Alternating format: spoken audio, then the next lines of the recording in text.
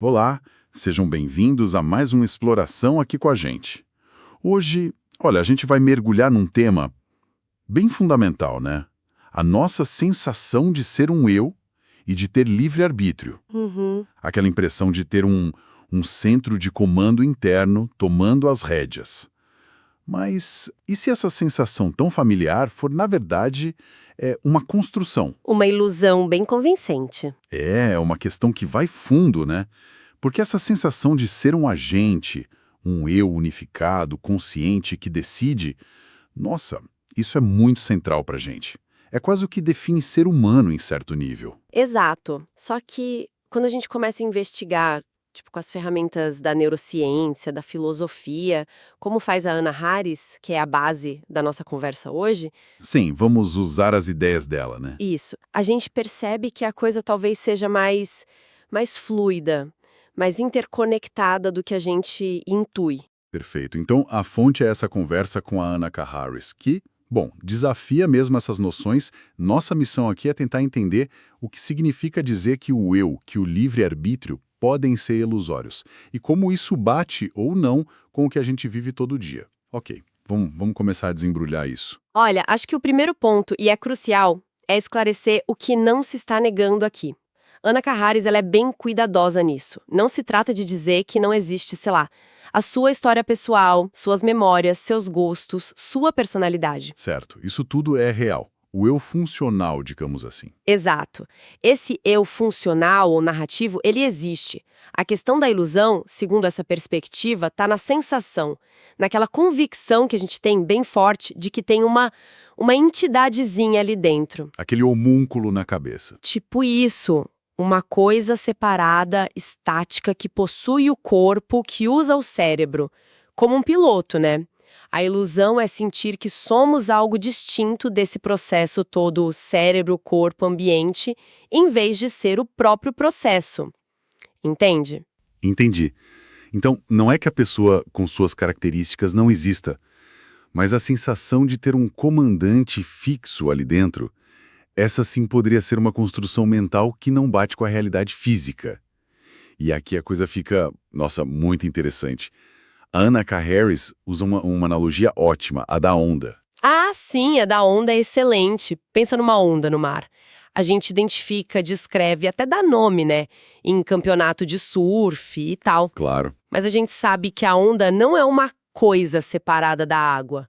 Ela é um padrão, um movimento na água, inseparável do oceano. faz sentido. Da mesma forma, o eu seria como essa onda, um processo dinâmico, sempre mudando, um padrão de atividade ali neurobiológica, mental, que emerge, mas não uma entidade isolada, parada no tempo. Então a sacada é essa. A nossa identidade talvez não seja uma coisa que a gente tem, mas um processo que a gente é. Tão ligados ao mundo quanto a onda é ao oceano, o que nos leva direto para a ideia de interconexão, né? A Harris até provoca a gente a imaginar como seria se víssemos as trocas constantes, o ar que a gente respira junto, as ondas sonoras. Com certeza, a percepção seria, uau, muito diferente. A gente sentiria na pele que não estamos só no mundo. Nós somos parte intrínseca da natureza. Essa fronteira entre eu e mundo ficaria bem borrada. E essa percepção de separação, de ser um eu isolado, é ela que alimenta a ideia de livre-arbítrio, certo? Exatamente, é fascinante como essas duas ideias, a do eu separado e a do livre-arbítrio, parecem ser, como ela diz, duas faces da mesma moeda. Uma sustenta a outra. Como assim? Porque uma ilusão puxa a outra. Bom, se você parte do princípio que existe esse eu controlador meio que separado das leis físicas normais, Uhum. fica mais fácil acreditar que essa entidade pode, então, intervir no mundo de forma livre. Ou seja, de alguma maneira, fora da cadeia de causa e efeito que rege todo o resto. A crença num fantasma na máquina, como dizem, abre a porta para a crença num poder de decisão também meio fantasmagórico, sabe? Desconectado dos processos do cérebro. Mas a gente sente o que toma decisões, né? Eu escolhi tomar café agora, não chá. Como diferenciar essa experiência de decidir de um livre-arbítrio mais metafísico. A Harris traz aquele exemplo da ervilha. Achei ótimo, é simples, mas ajuda a pensar. O broto de ervilha, ele decide se enrolar num galho. Como? Ele sente o toque, reage à luz, a outros fatores, e esses inputs disparam uma resposta. Crescer naquela direção. Ok, é um processo biológico. Isso, uma tomada de decisão biológica, complexa no nível dela, baseada em sentir e responder.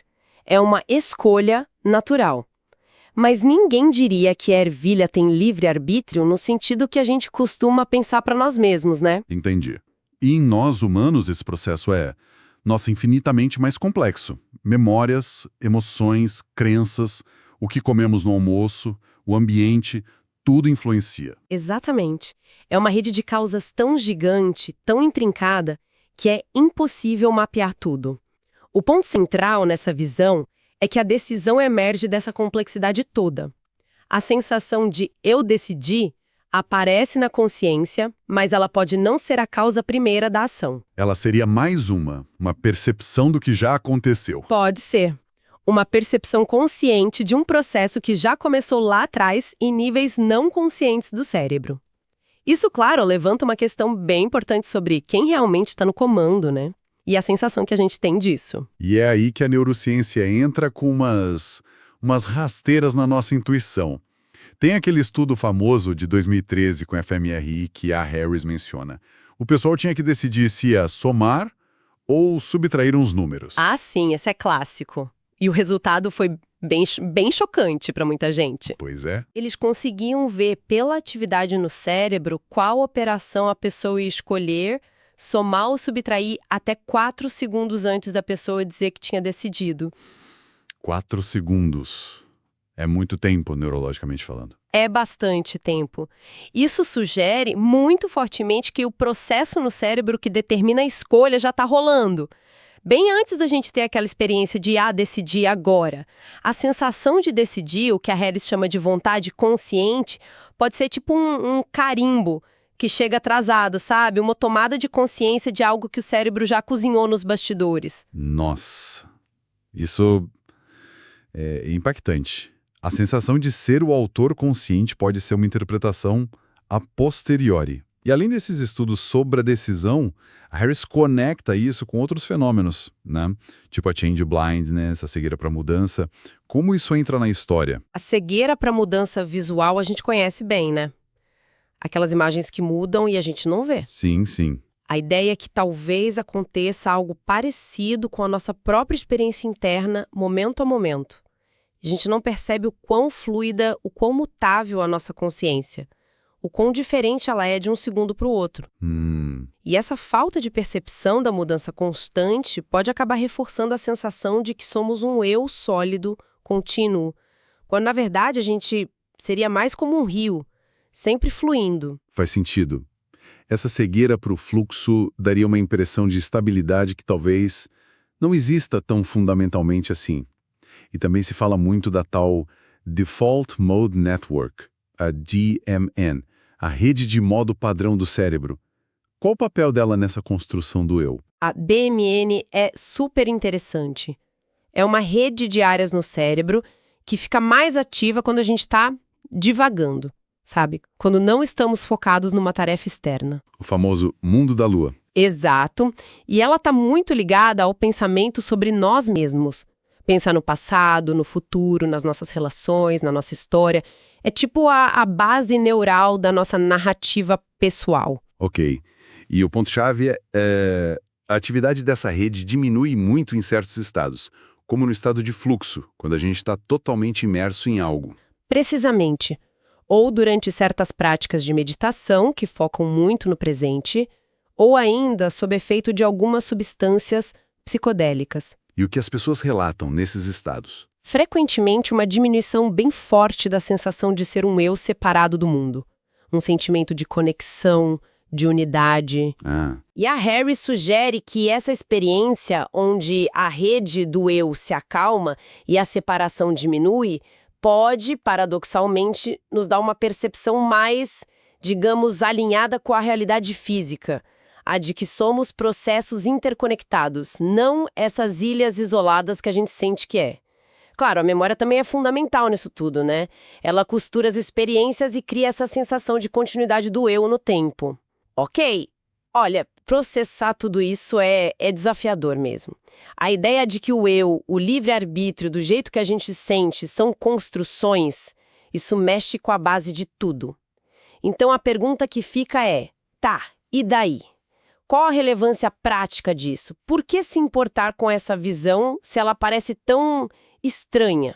Essa é a pergunta de ouro, né? E a resposta não é, acho, tentar parar de sentir que existe um eu.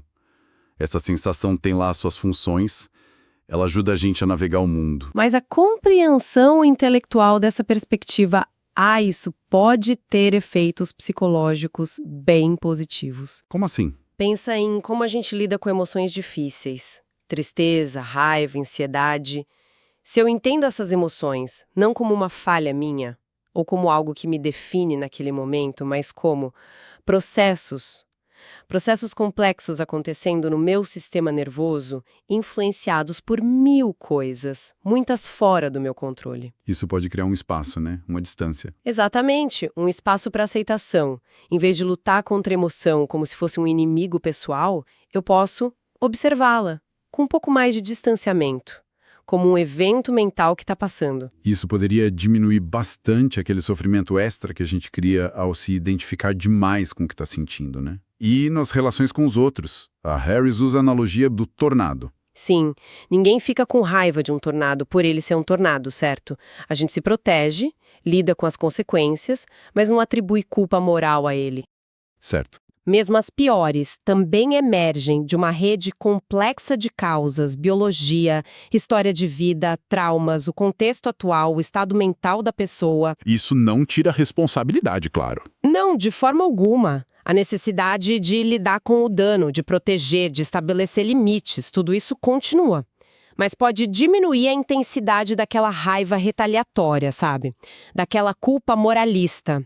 Pode abrir espaço para compaixão, ou pelo menos para uma tentativa de entender as causas por trás. Ou seja, a gente ainda lida com as ações e suas consequências, mas a ideia de uma culpa profunda, de um eu essencialmente mau que escolheu livremente fazer aquilo, perde um pouco da força. Exato. E se a gente leva isso para um nível social maior, nossas implicações são enormes. Pensa na justiça criminal, por exemplo, na educação, em políticas públicas. Como assim? Uma visão baseada num eu totalmente livre e culpado tende a focar muito na punição, como retribuição, pagar pelo que fez. Uma visão mais alinhada com a complexidade das causas pode deslocar o foco, talvez mais para a prevenção, para a reabilitação, para entender e modificar as condições que levam a comportamentos problemáticos. A analogia do carro autônomo que ela usa. É ótima para isso.